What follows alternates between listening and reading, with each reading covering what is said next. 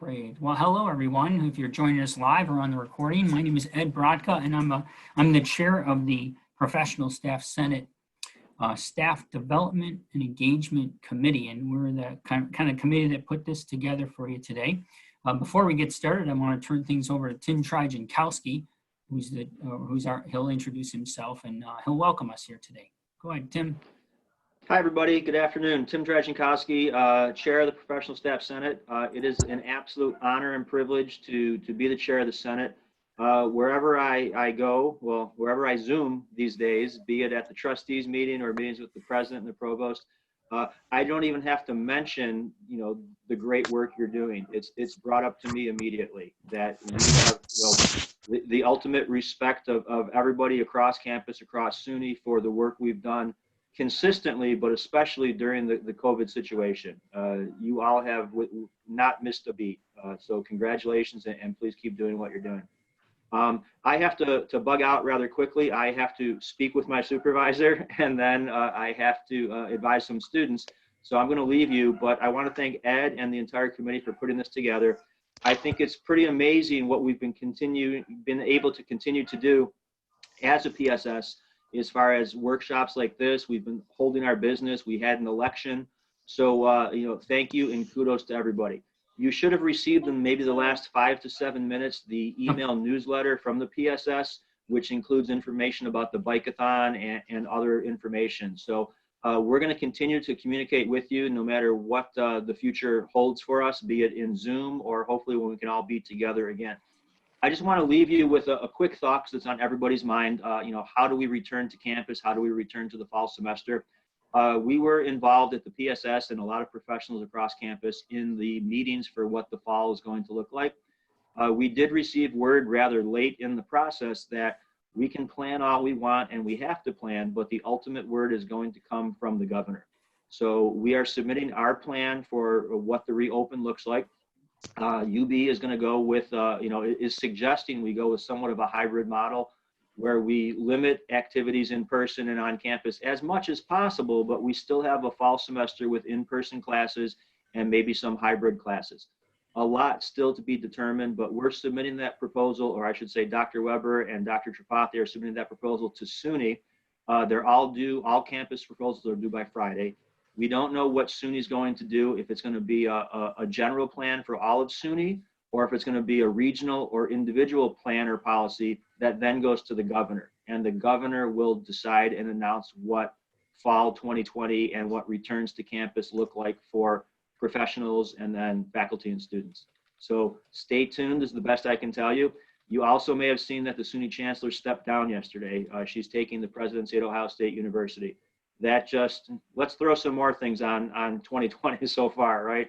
What can go wrong has gone wrong. So we don't know what exactly that all means, but stay tuned. And as the newsletter states, when you have a chance to look at it, any questions, concerns, ideas, get to me, and we'll definitely share them up the ladder, because we're all in this together. But kudos to you all for the work you're doing. And Ed, thank you for running this session. Have a great workshop, everybody. Thank you. Great. Thanks, Tim. So I also want to thank a few people actually. Kelly Hennessy, who works for Human Resources, Organizational Training and Development, and she's also a member of our PSS Staff Development Engagement Committee. She came up with the idea for this topic today, and it seems like it's a pretty popular topic because we got over 100 people register. I also want to thank our PSS's administrative assistant, Gal Reno. She processed all the RSVPs and sent you out the Zoom invites.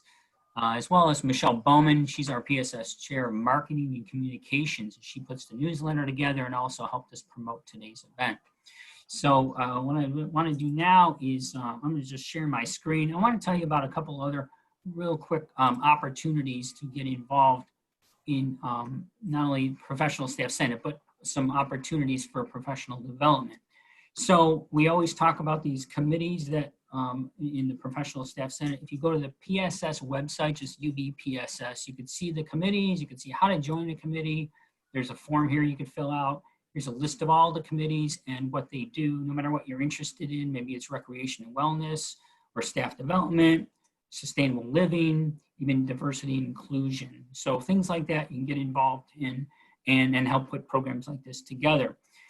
Another Two other programs I'm going to tell you that we're doing with PSS that I'm excited about, and it's on our website here under the Grow tab here, and then you go to consider the mentoring program. So what the mentoring program is, it's a program where we match up an experienced staff member, we call a mentor, with what we call a protege. And that would be someone who contacts us and says, maybe they're new to UB, or maybe they're just want to connect with someone and meet with someone who's been at UB for a while. And so we'll pair you up with a UB mentor.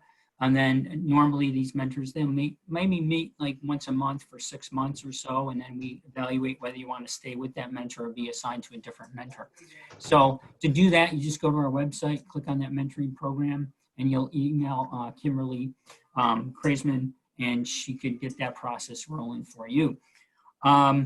The other program that we do is called, and it's pretty new, it's called the PSS Lunch Bunch Club.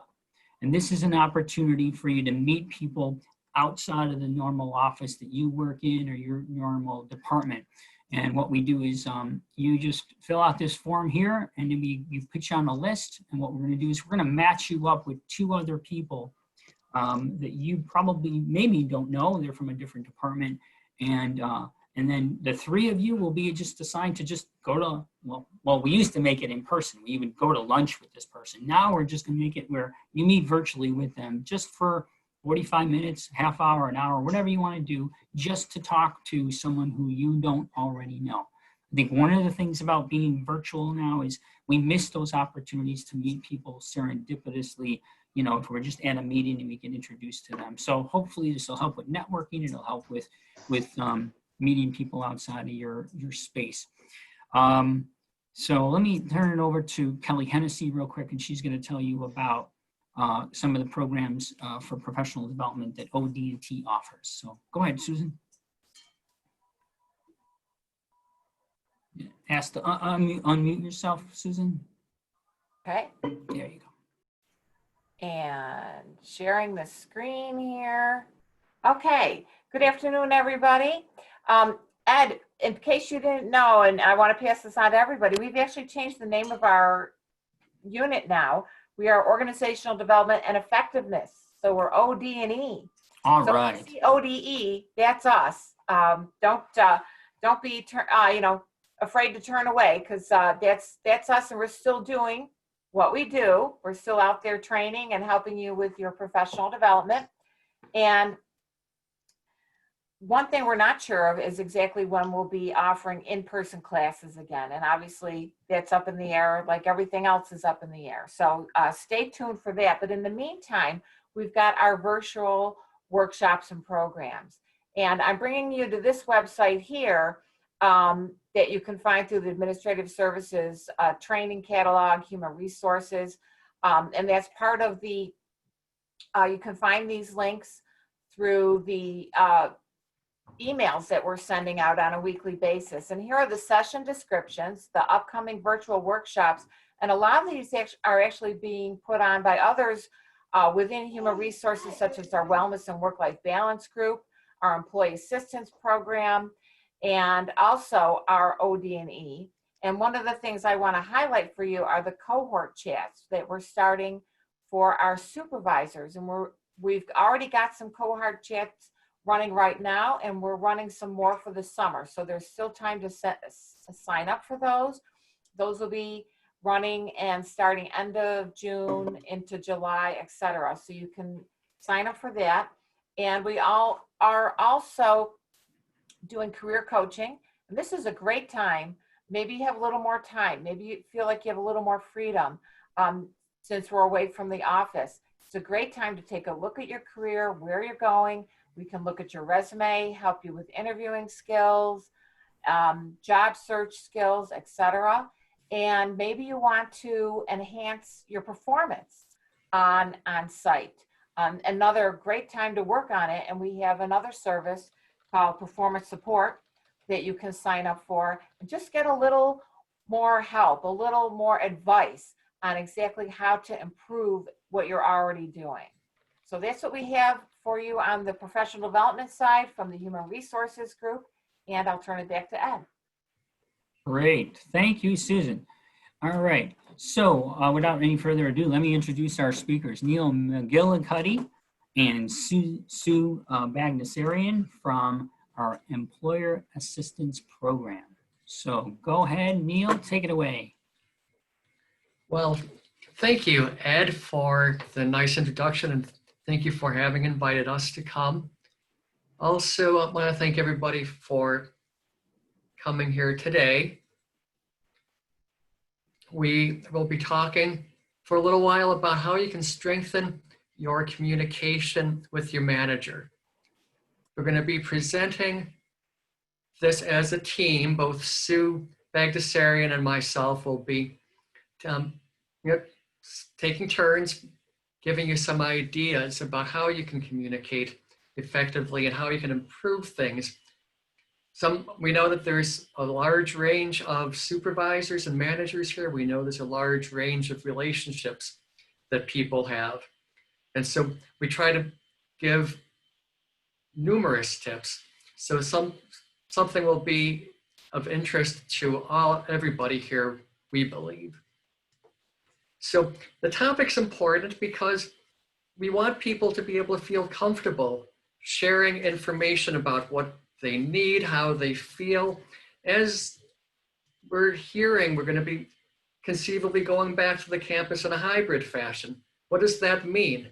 Some people might be very excited by it, others might be less excited. So to be able to share that with your manager, how you feel, is an important consideration. So we're going to provide some general communication tips. We're also going to discuss the importance of listening and also being assertive.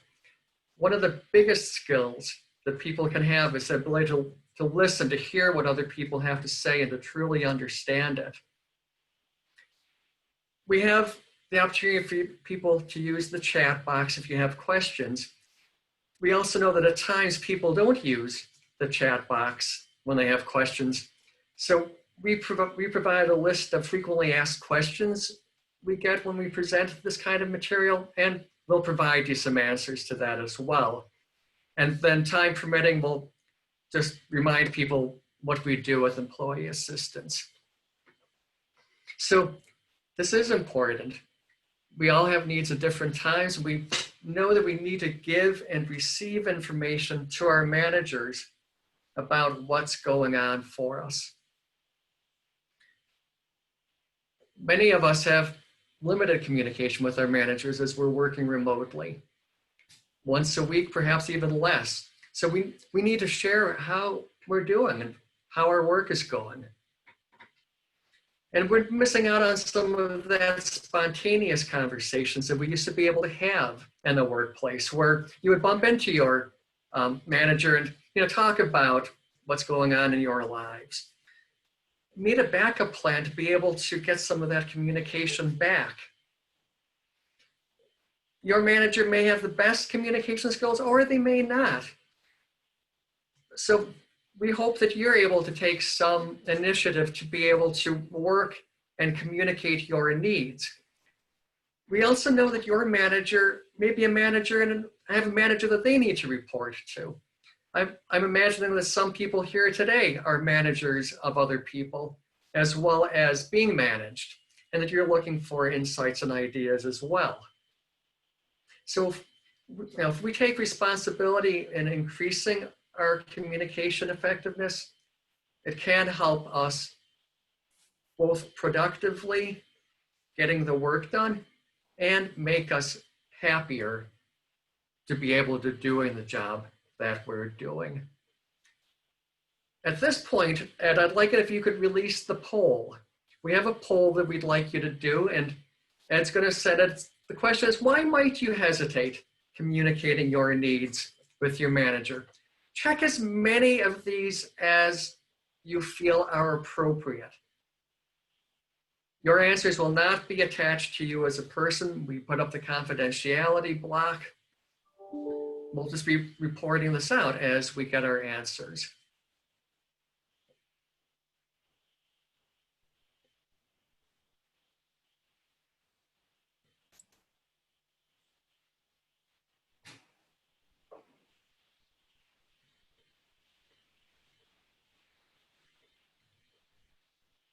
Answers are coming in. We really appreciate that. Thank you.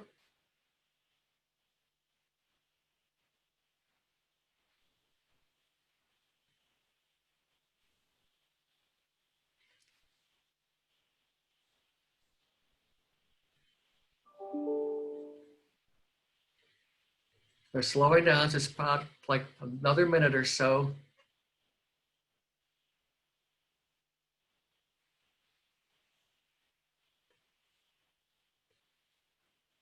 Okay, well, it seems like they've slowed down to almost a stop now, but it looks like what we're getting is a pretty good distribution of almost everything except not wanting your manager to know your needs. That's come up very infrequently. The most common reason we've been getting is you get nervous when you have to speak with your manager. And that's a very natural phenomenon. I get nervous before I have to speak with my manager too. And we'll talk about some ways that we can get over that nervousness and anxiety. The second most frequent response we got was, and Ed, if you want to, are you sharing the results? I did. Okay, I did. great. I share them. Yeah. And then you see the second most common is you don't know what your needs are. And that's also, we're in a lot of ambiguity right now. It makes perfect sense for people to not know what your needs are. Your needs today could be different than what your needs are next week. But being able to communicate even that fact that you don't know what your needs are might be something that your manager would appreciate hearing. And the third concern, your manager doesn't have time to talk with you about your needs. We will talk with you also about options to deal with that. So Ed, if you want to stop sharing those results. And Sue, if you'd like to take over for now. Sure. So I'm going to talk a little bit about communication in this next section. And first I want to define what communication is. And it's defined as the process of transmitting and sharing information, ideas, opinions, facts, etc., from one person or group to another. In the past, communication usually came from the top down. However, to be effective, other forms of communication are necessary. It's important to keep the lines of communication flowing both ways. Some people worry that the boss will not be accessible. True or not, as a manager, they have a responsibility to communicate with you. Managers have a responsibility to communicate daily. Some do, some weekly, some monthly. So it's good to kind of get to know your manager's style and encourage as many meetings as you can with your manager to keep those lines of communication open. There also is additional expectations that as the pause ends, managers will be given new guidelines about how to communicate with their staff. And we're hopeful that the managers will be given new guidelines as how to interact with their staff as well. Some may still be working remotely. Some may be coming into the office part-time. They may stagger their employees. So it's good to kind of keep those lines of communication open, and hopefully your supervisor will be given the guidelines as to how to handle all this and be able to communicate that with you as well. Give your manager a chance. This could help strengthen the relationship, allowing them to have the opportunity to change, then be open to changes that they may have.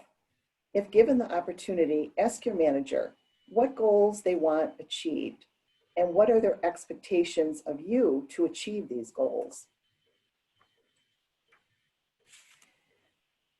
Why do we want a good relationship with our manager?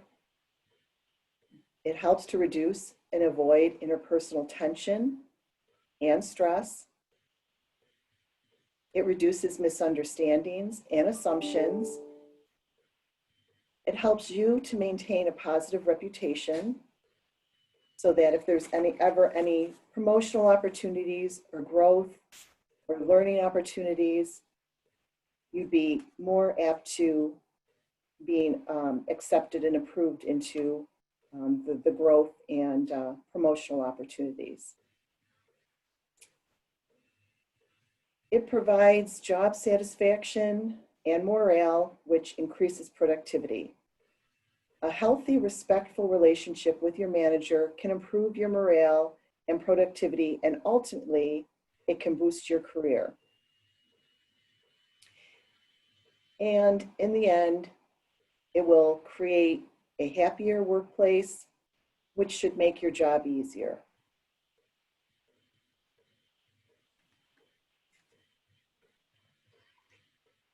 So I'll be taking over here again.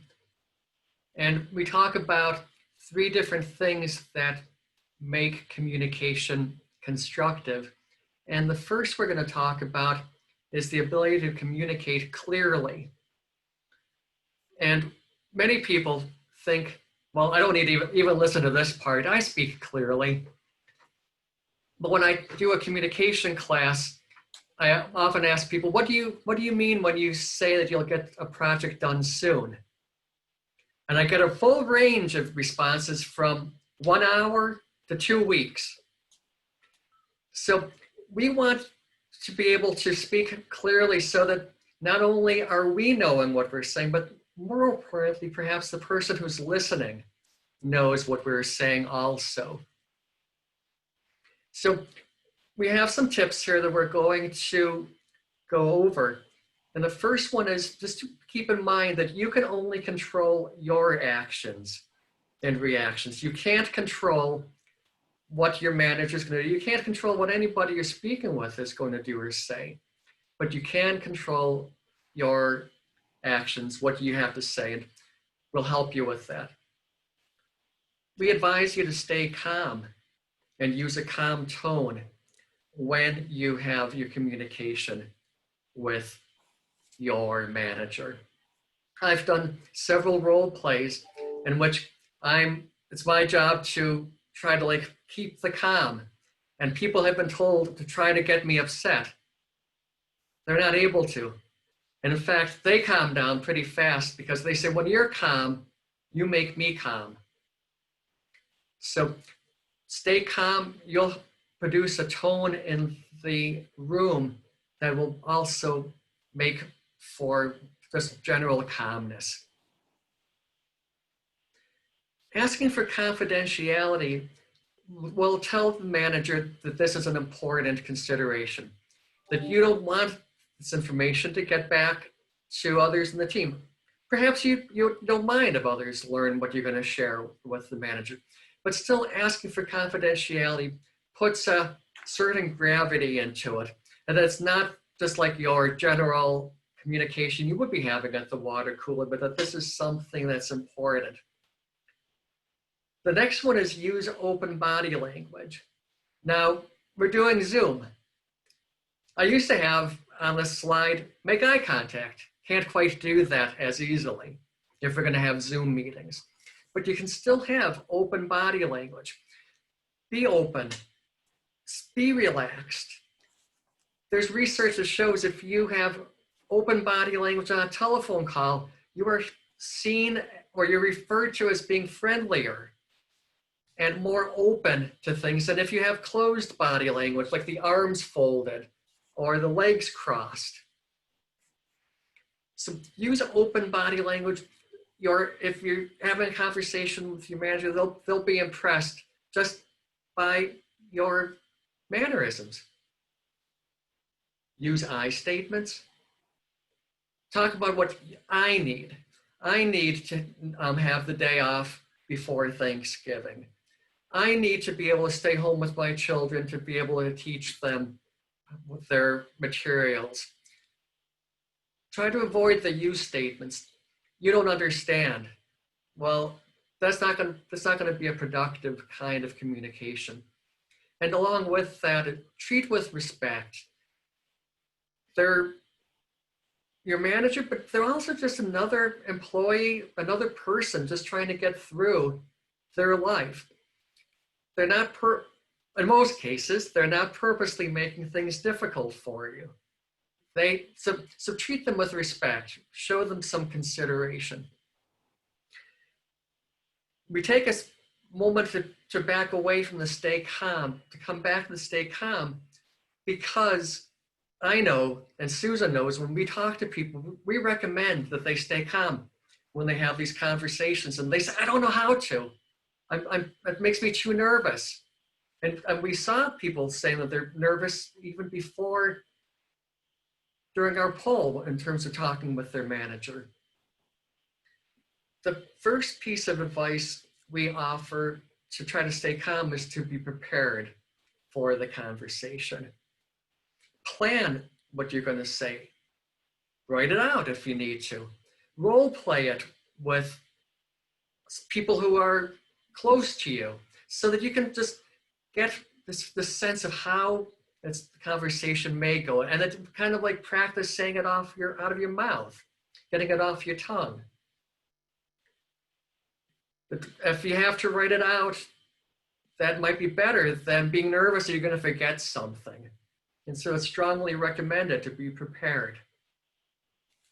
Try taking the other person's perspective. Ask yourself what they might think upon hearing what you're asking for, whether it's to stay home an additional month with your child, whether it's for a specific day off that often creates tension in the work office. Keep your good posture and breathe deep.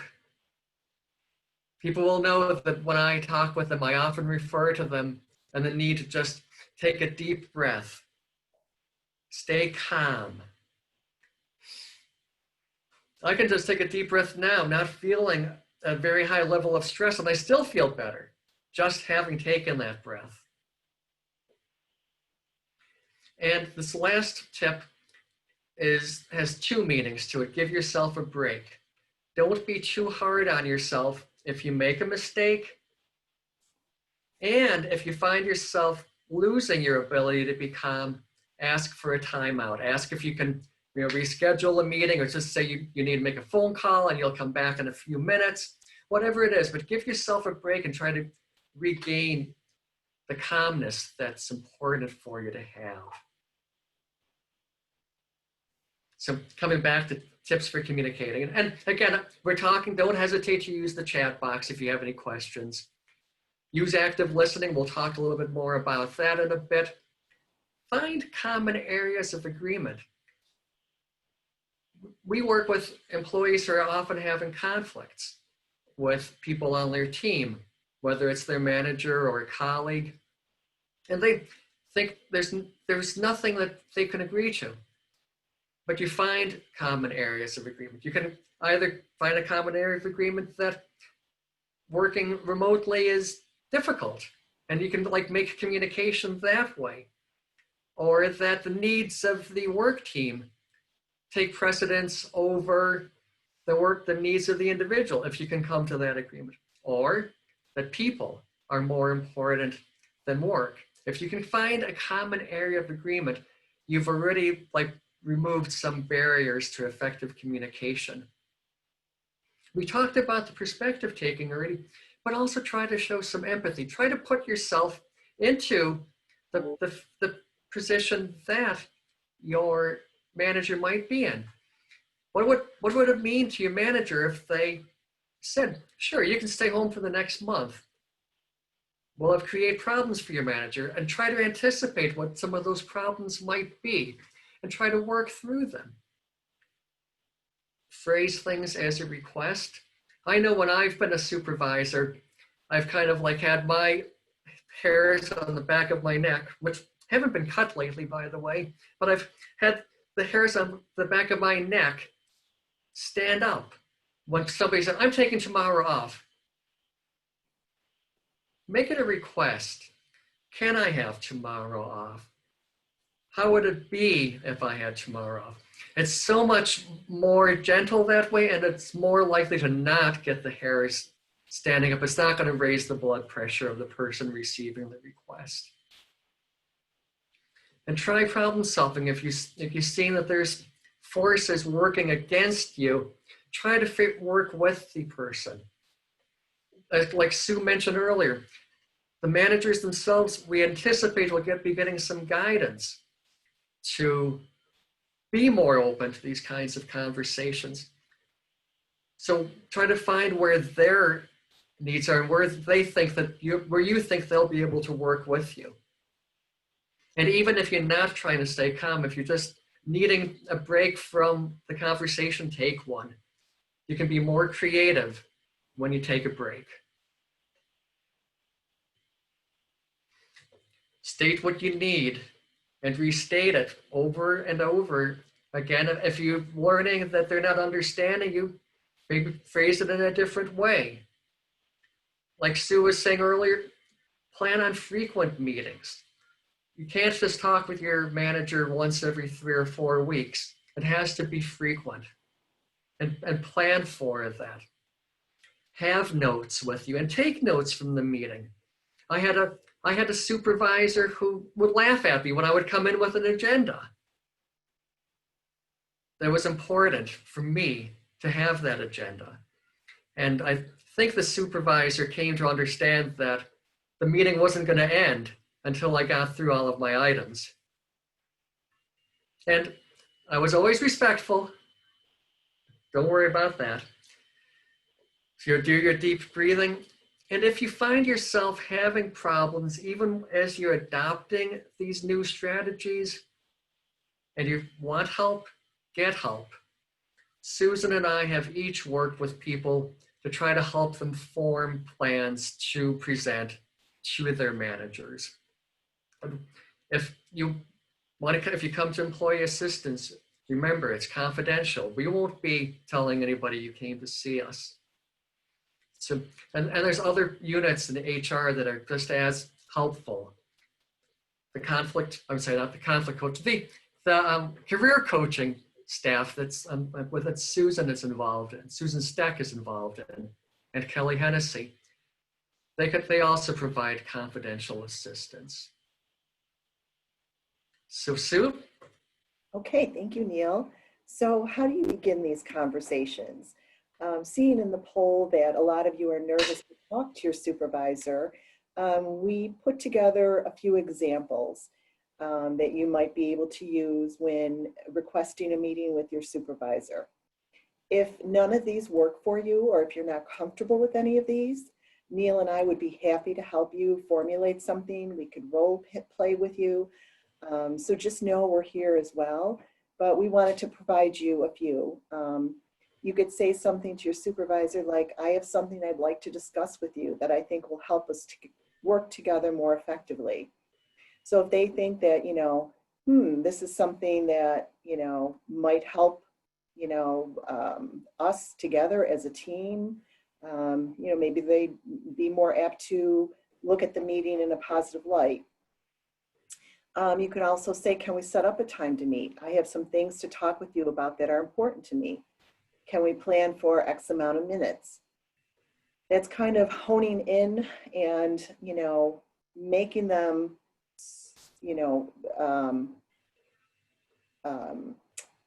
making them see that, you need their time and to schedule something and get that on the books with them. And the last is, I have worries about what's going on. Can we schedule some time to talk?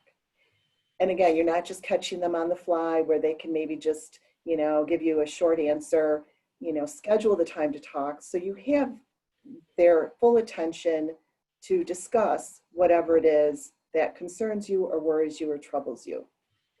So again, these are just a couple of examples. The next, I want to talk a little bit about constructive confrontation, most specifically about active listening and why it's so important. It helps you to truly understand what people are saying in conversations and meetings, and not just what you want to hear or think you hear. It's very important. This will help you to avoid misunderstandings and assumptions as well. It also helps to strengthen and build relationships. People like to know they are being heard and understood. So some active listening techniques are attending and eliminating distractions and interruptions. So that's why it's good when you're meeting with somebody, you know, you designate a spot that, you know, maybe if you can go in an office where you're less likely to have people walking by or coming, you know, interrupting, that would be good. So that way you can focus on what they're saying and them on what you're saying. Body language. Again, looking at somebody as they're talking, you know, nodding your head, maybe smiling, you know, just letting them know that you're listening, you're paying attention, you're in agreement. That's all important things as well. And then rephrasing, reflection, summarizing. It's important to summarize what you hear and ask any questions to check to make sure you've understood what the speaker has said. And don't be afraid to drill down to the details if you have to, because you don't want to walk away thinking that you understood what they said, but still maybe have some doubts or you're not sure. Always ask the questions. That's the time to do it. And then silence. How to use silence effectively. The sooner you become silent, the quicker you'll get your answer. Many people are guilty of asking a question and not stopping at the question mark. Don't continue on with explanations or excuses. These words dilute your question and the power of its message. So to sum it up, you know, ask the questions, be comfortable with silence, give them a chance to formulate, you know, what they want to say, and you're more apt to get a more well thought out answer to your question.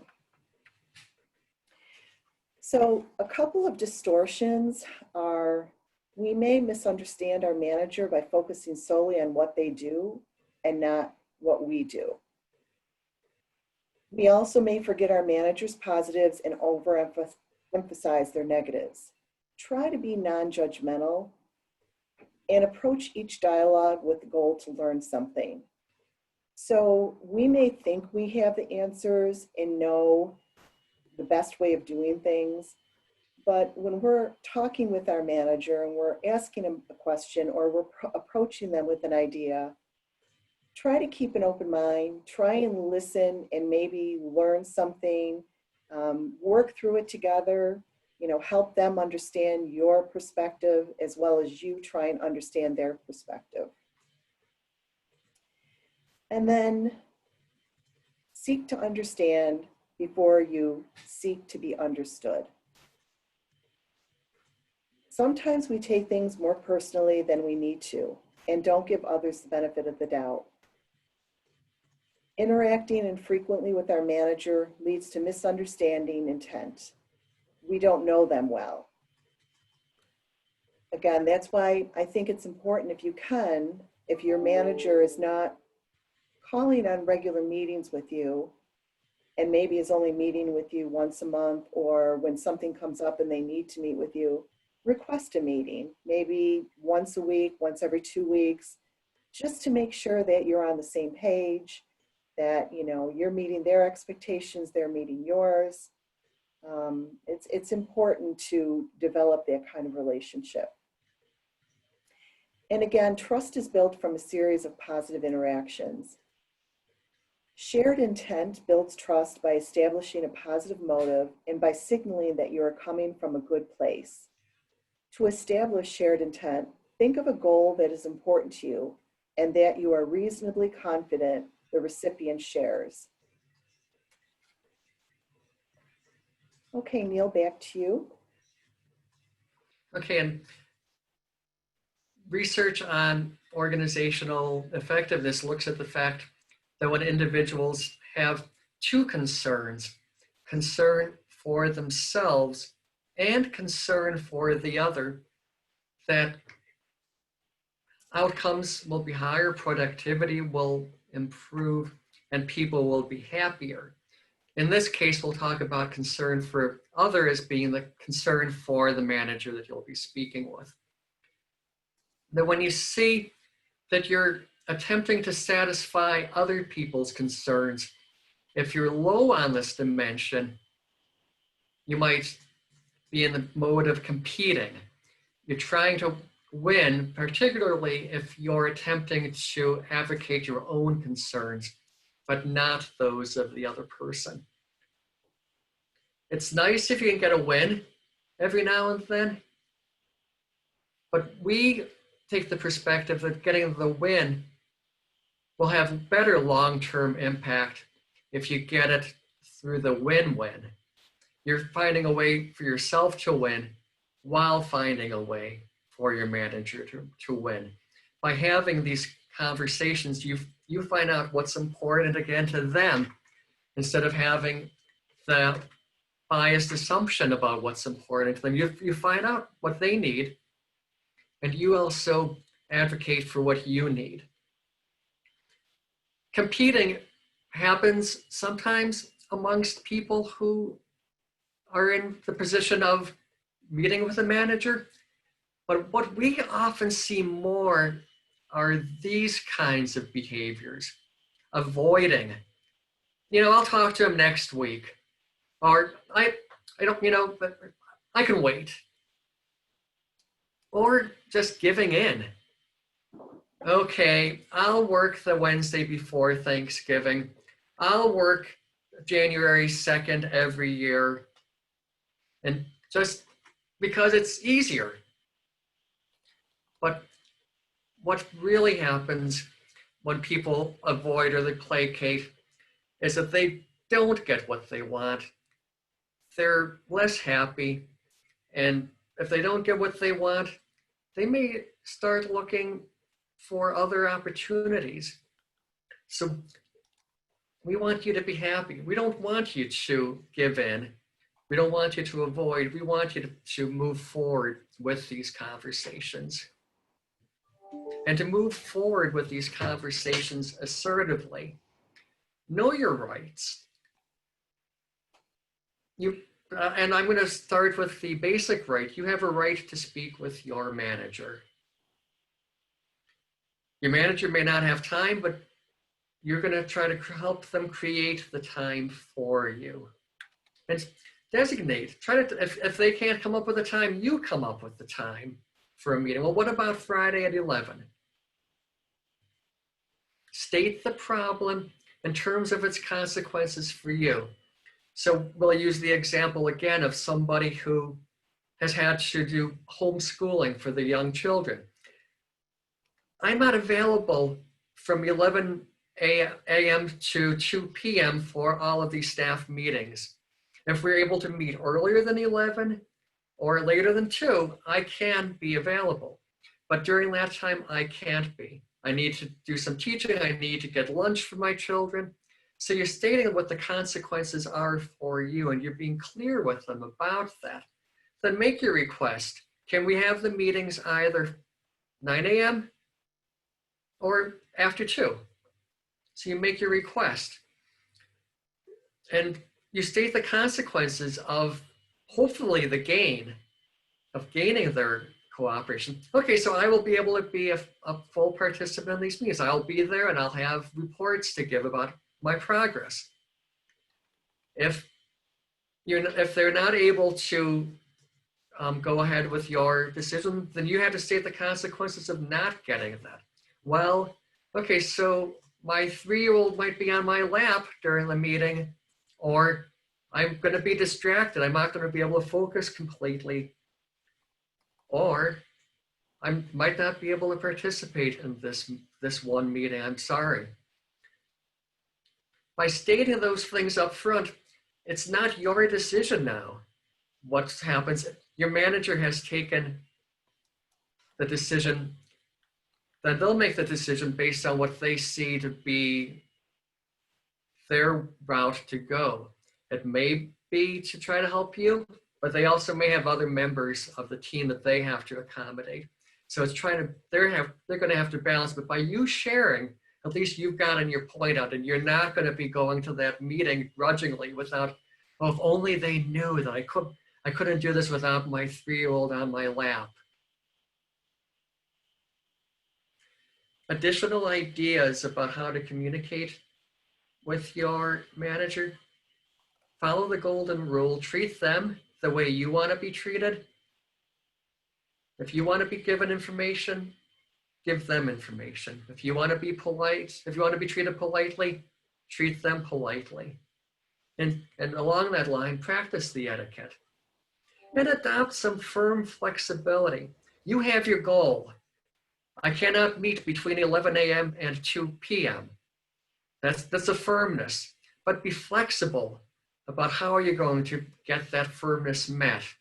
Well, sure, I could do 8:30. I could do that if that's necessary.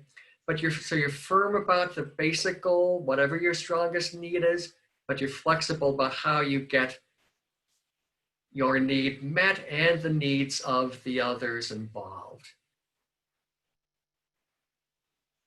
So just to recap, active listening. You're listening and you're asking questions to try to gain additional information. You acknowledge if they have a different point of view.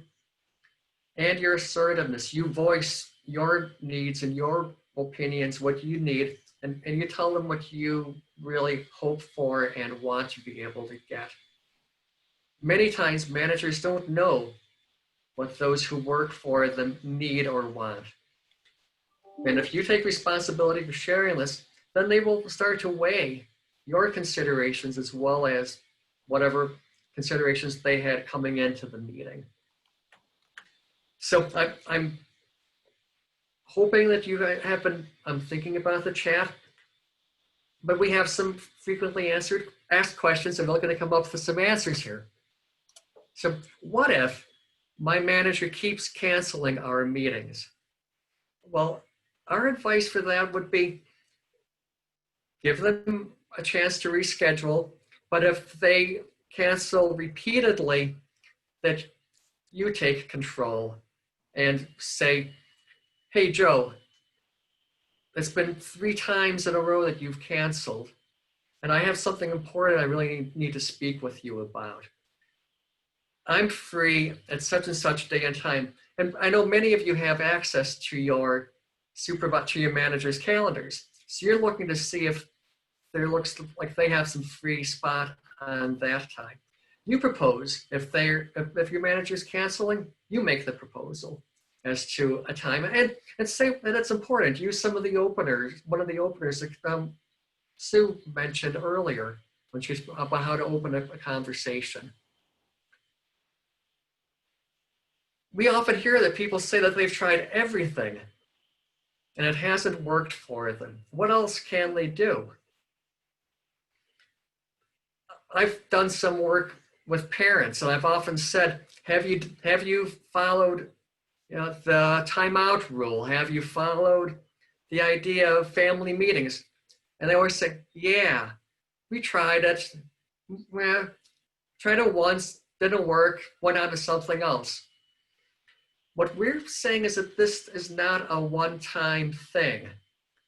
You need to be persistent. You need to be consistent. You want to set up this pattern of trust with your manager, so you're going to be open to the extent that they give you the opportunity to. But you can't give up after 1 or 2 times. Like Sue mentioned in one of the earlier slides, trust develops over repeated positive interactions. And if to those of you who've had sketchy interactions with your managers of late, again, give them a chance because they're going to come back with hopefully a new set of ideas. And if they earn that trust, great. If they don't, then we have another issue. We often hear this one.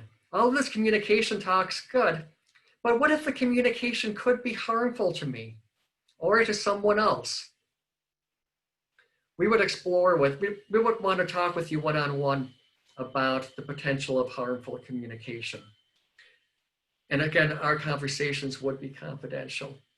If you chose to not meet with us, we would advise you to not have a communication that would be harmful to you.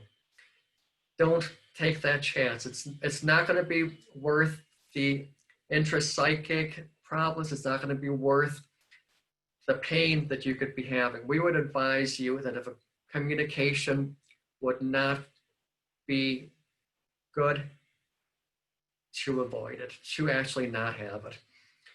And we would talk with you about options again.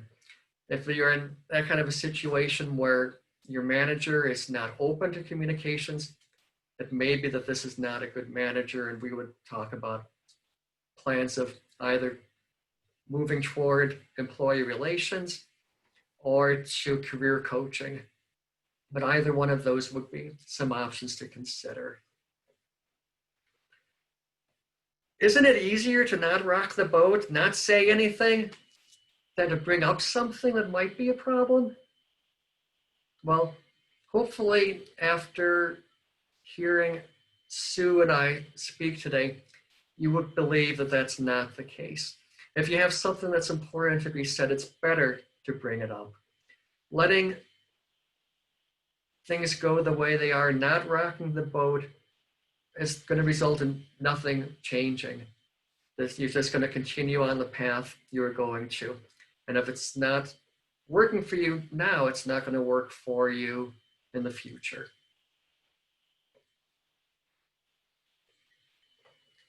And finally, does this stuff really work? The final answer, yes.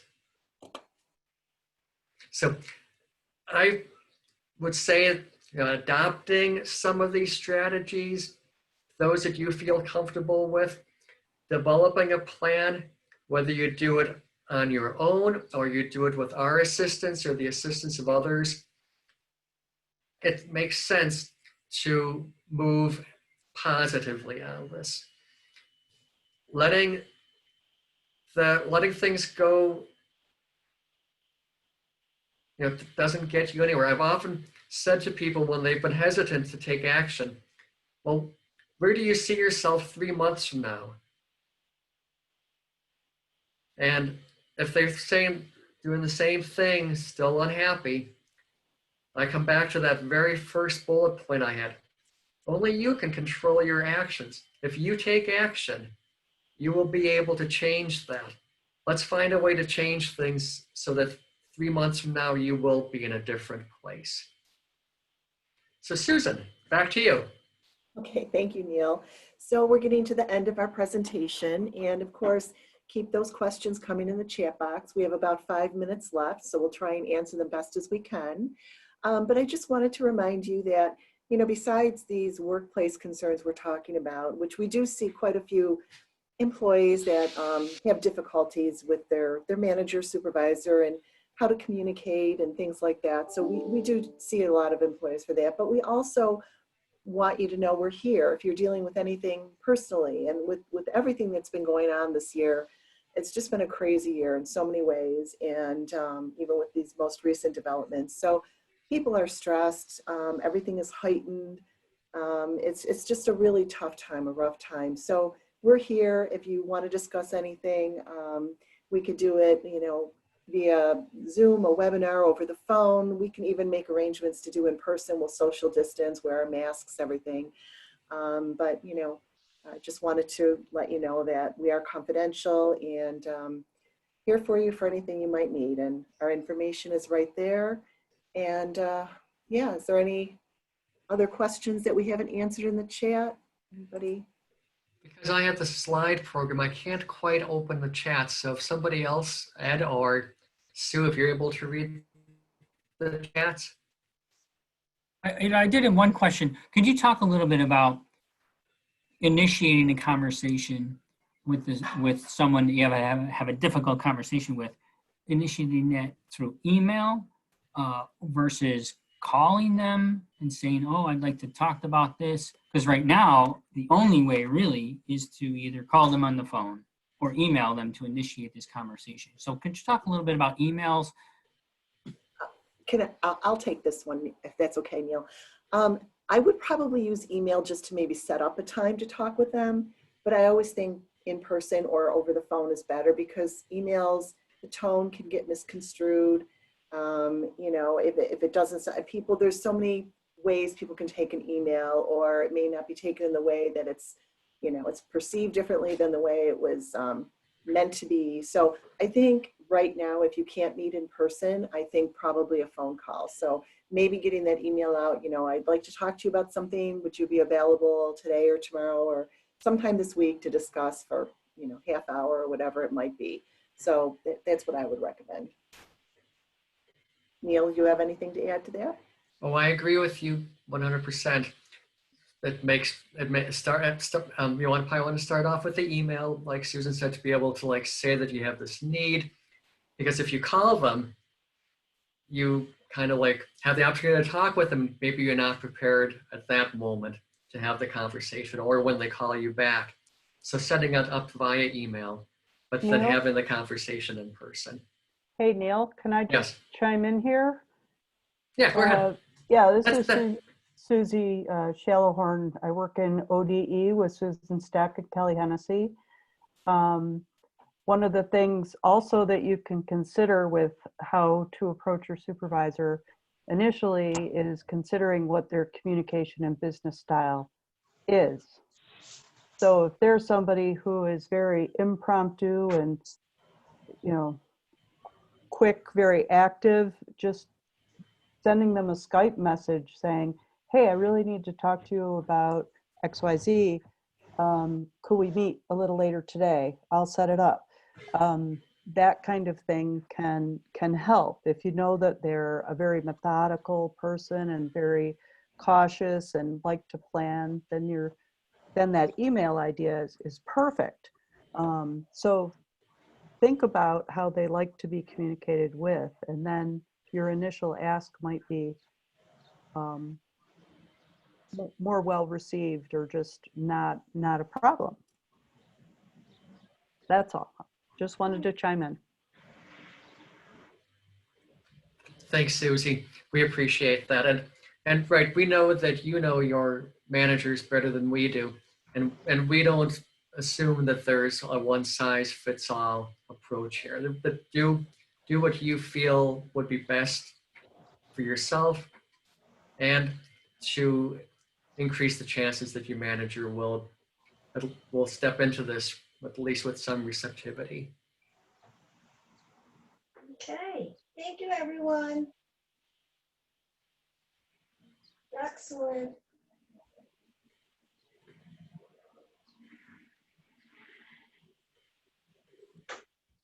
Okay, so, all right, well, our time is up.